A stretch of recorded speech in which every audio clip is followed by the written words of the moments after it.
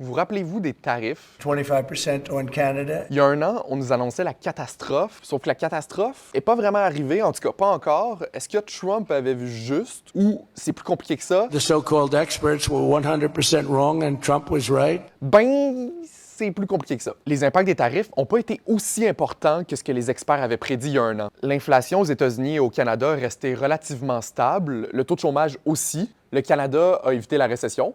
Très cool. Même les marchés boursiers, qui avaient fortement chuté en avril, finalement, pouf, super bonne année. C'est qu'il y a un tour de passe-passe. Une récente étude d'économistes de l'Université Harvard et de l'Université de Chicago démontre que les tarifs douaniers imposés par les États-Unis sont beaucoup moins élevés que prévu. En fait, presque 2 fois moins. C'est qu'il y a plein d'exemptions. Il y a certaines entreprises qui ont obtenu congé de tarifs parce qu'elles font partie de secteurs jugés stratégiques, comme les semi-conducteurs, qu'on retrouve notamment dans nos selles. D'autres entreprises canadiennes et mexicaines ont pu éviter une grande partie des tarifs en se conformant à l'accord de libre-échange Canada, États-Unis, Mexique. Et finalement, il y a aussi eu beaucoup de cas de fraude douanière. Des entreprises américaines ont utilisé des stratégies souvent illégales pour modifier les informations sur les formulaires douaniers. Résultat, ils ont pu payer des droits de douane moins élevés, toujours selon l'étude. Ceci dit, c'est pas parce que les impacts des tarifs ont été moins grands que prévu que personne n'en a souffert. Les prix de plusieurs biens ont augmenté, les oranges, le café, les oranges, les télévisions, les oranges, les automobiles, les oranges. Des entreprises ont dû fermer leurs portes, notamment dans l'industrie du bois d'œuvre, qui vit encore avec des frais de douane de 45 % alors que c'était 14 % il y a un an. C'est plus de 1000 travailleurs de l'industrie du bois d'œuvre qui ont perdu leur emploi en 2025 juste au Québec. L'industrie automobile ontarienne est aussi en difficulté. D'ailleurs, il y a des experts qui pensent que beaucoup d'effets néfastes des tarifs ont été simplement retardés et qui pourraient se manifester en 2026. Puis on surveille, dans les prochains jours, la renégociation de l'accord de libre-échange Canada, États-Unis, Mexique. No real advantage to us. It's irrelevant to me. Les États-Unis pourraient décider de s'en retirer.